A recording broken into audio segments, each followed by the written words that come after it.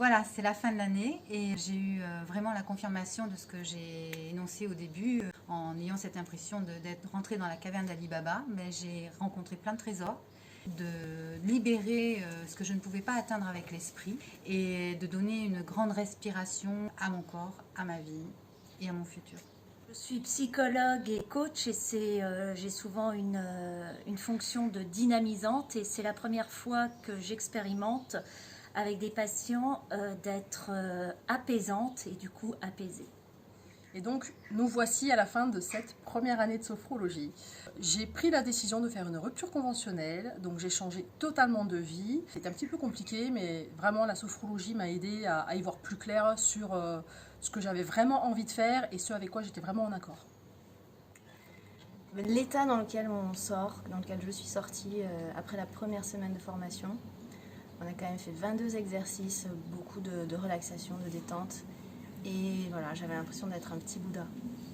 Donc je pense en fait que cette formation, elle est très très bien faite parce qu'elle amène des thèmes très importants comme le sommeil, le stress, les différentes émotions qu'on est amené à ressentir au quotidien. Et au cours de cette année, à chaque fois qu'on étudiait un thème en particulier, ça venait mettre précisément un point de lumière sur ce qui n'allait pas à ce moment-là dans ma vie.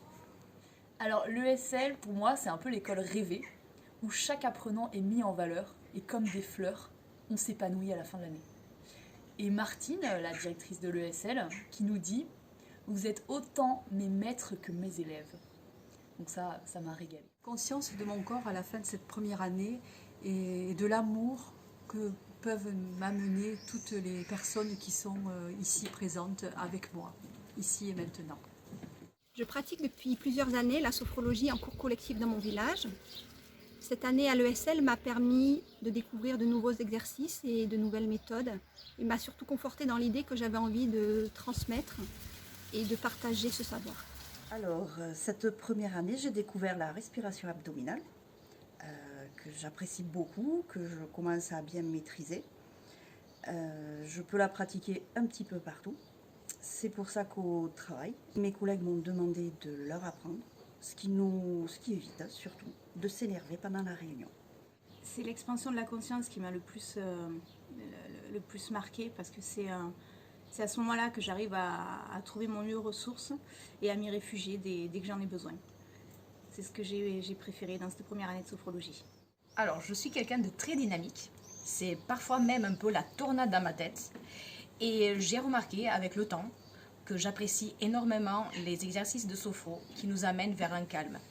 J'ai pratiqué la marche méditative à côté des Flamants Roses en Camargue. Ils m'ont inspirée parce qu'ils marchent comme ça. Et donc, j'ai commencé à faire comme eux.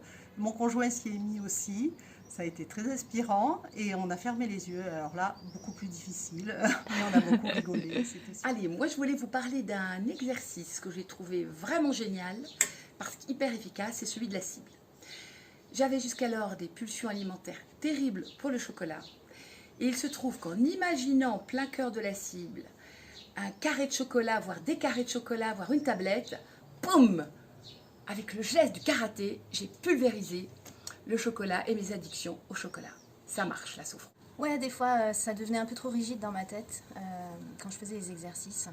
Et du coup, pour me décontracter, je pensais à Sailor Moon, dessin animé.